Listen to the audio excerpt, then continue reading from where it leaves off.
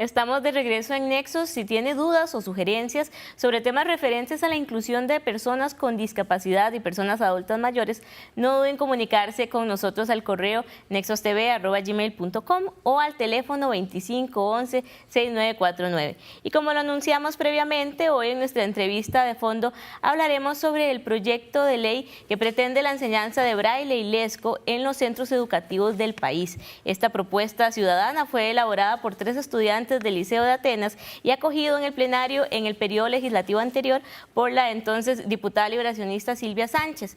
Pero hoy nos acompaña la diputada Catalina Montero del Partido Acción Ciudadana, quien ha retomado este expediente para promover su aprobación en la Asamblea Legislativa. Muchas gracias, Catalina, por acompañarnos y bienvenida al programa. Muchas gracias por la invitación y un saludo para todas las personas que nos están siguiendo en el programa. Sí, Catalina, bueno, ha sido invitada en el programa en años anteriores desde su trabajo en el Consejo de Personas con Discapacidad, en el entonces Consejo de Discapacidad y ahora de Personas con Discapacidad, era el Consejo de Rehabilitación hace muchos años de trabajar con esta temática, Catalina. Y bueno, ¿qué pretende este proyecto, verdad? Porque tiene varios objetivos. Entonces, ¿qué cambios serían los principales que traería de aprobarse como ley de la República? Este proyecto es importantísimo. Marca hitos en la historia de este país, porque en primer lugar es presentado por personas jóvenes, adolescentes. Eso significa que hay preocupación en la población joven de cómo comunicarse y cómo solidarizarse con personas con discapacidad auditiva. Entonces ya desde ahí esto tiene un valor impresionante. Y el otro elemento fundamental que tiene es que hemos avanzado como país muy poco en el acceso a la comunicación y a la información por parte de las personas sordas. Entonces este proyecto viene a contribuir para que más personas se puedan comunicar con las personas sordas. Todo ese esfuerzo que han hecho las personas sordas de defender sus derechos, de ir a tocar puertas, lo estaríamos materializando en parte con este proyecto, porque desde tempranas edades, desde la adolescencia, muchas personas estarían aprendiendo a comunicarse por medio de la lengua de señas costarricense. Y es muy importante también, Catalina, que no solo se enseñe a las personas sordas a utilizar esta lengua, ¿verdad?, que es su lengua materna por ley en Costa Rica, sino que también las personas sin discapacidad aprendamos tanto de braille como de lesco, ¿verdad?, para poder tener una comunicación más fluida, ya sea con personas ciegas o con personas sordas. Además, incorpora la atención a personas con discapacidades múltiples dentro del sistema educativo. No mucho se habla también de este factor que vendría también a implementar la ley. Sí, tiene 3 elementos. Uno, el que ya comentamos.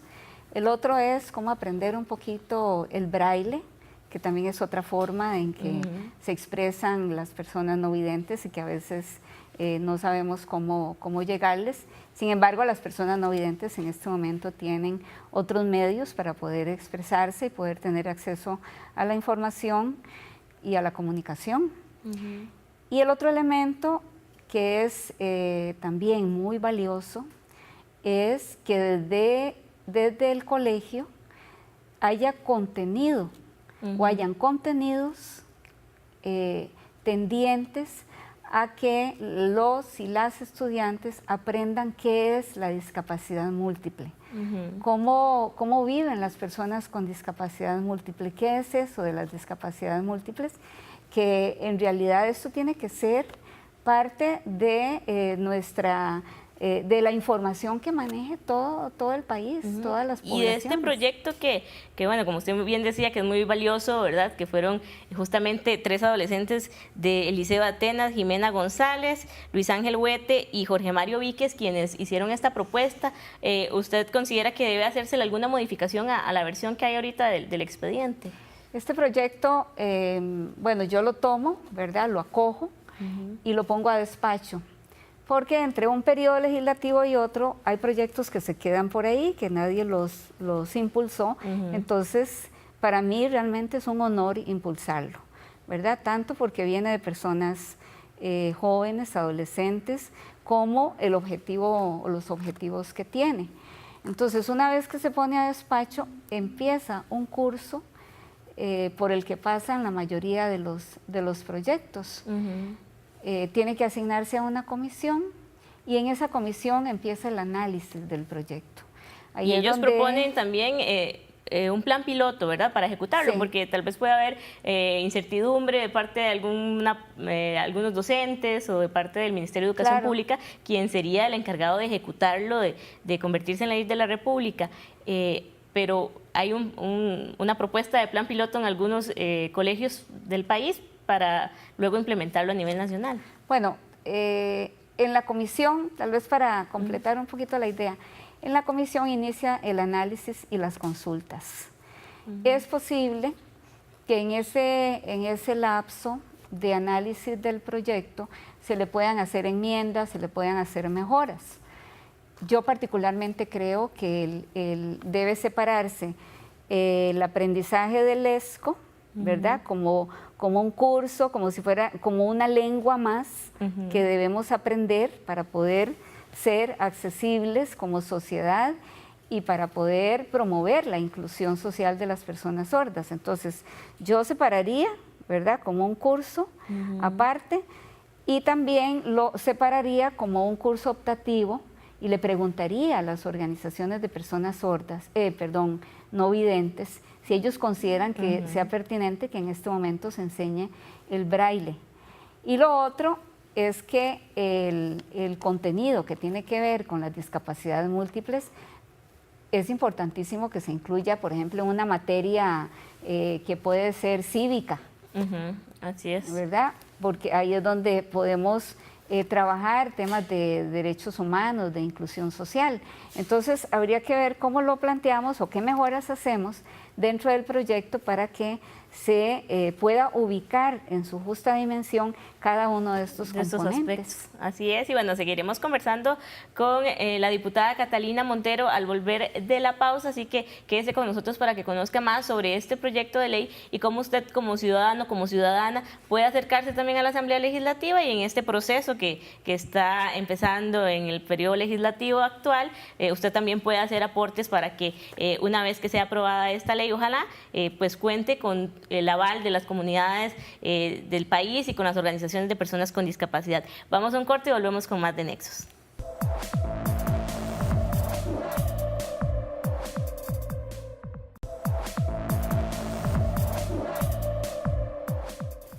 Estamos de regreso en Nexos, el programa de televisión que desde hace más de 15 años produce contenidos audiovisuales que le dan voz a las luchas de las personas en condición de discapacidad y personas adultas mayores. Con nuestra edición semanal le invitamos a aportar a la inclusión.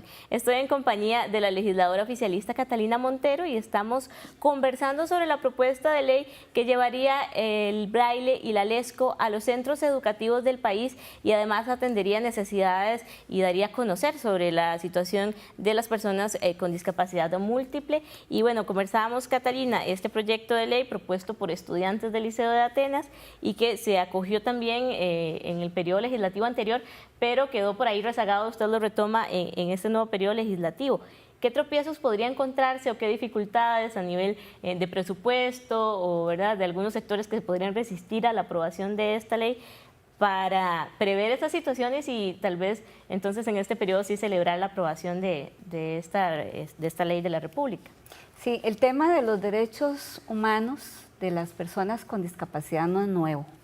En realidad este proyecto viene a continuar el desarrollo de estos derechos, a contribuir a operacionalizar legislación que ya existe en el país. Entonces, este proyecto viene a puntualizar y decir, bueno, una forma de ejecutar esa normativa internacional y nacional que ya existe es impartiendo cursos de LESCO y de braille desde el colegio. Entonces, aquí no estamos descubriendo, no estamos aportando nuevos derechos, no, son derechos que ya existen y hay una obligación del Estado, de las instituciones públicas, de todos los servicios, de ser accesibles a las personas con discapacidad. Desde que se promulgó la ley 7600, hay una obligatoriedad de que todas las instituciones hagan sus adecuaciones para hacer accesible la institución, de capacitar personal, por ejemplo, o de poner al servicio personal capacitado para poder impulsar todos estos servicios. Entonces, yo celebro que este grupo de estudiantes lo haya hecho. Esto va a puntualizar más la normativa que ya existe. El Ministerio de Educación, que es una de las instituciones obligadas a hacerlo, desde ya y desde décadas anteriores tuvo que haberlo implementado, pero bueno, en buena hora, ahora lo vamos a implementar. Presupuestariamente el Ministerio de Educación todavía tiene un margen de ese presupuesto que le asigna la Constitución Política. Si bien es cierto, estamos en este momento con el tema de las finanzas públicas, bueno, habrá que hacer o algún transitorio o habrá que hacer también una reorganización institucional para ver con qué recursos cuenta la institución en términos de personal que está capacitado para impartir estos cursos y qué contenidos habría que, porque también es parte de incorporar contenidos en cursos que ya existen. Así es. Entonces, es probable que no haya que hacer una derogación adicional de recursos. Sin embargo, si hubiese que hacerlo, la misma Constitución Política está garantizándole al sistema educativo recursos para esto. Así es, bueno, le agradecemos a Catalina por habernos acompañado y explicarnos sobre esta iniciativa, que ojalá pues se convierta en ley de la República, como lo habíamos mencionado anteriormente, y que pues venga a facilitar que las personas en general conozcamos sobre las condiciones de vida de las personas con discapacidad y nos podamos comunicar para que exista una verdadera inclusión. Muchas gracias, Catalina, y ojalá que la gente se acerque también a contribuir a las reformas que haya que hacer al proyecto para que pues sea el idóneo. Muchas gracias, Catalina.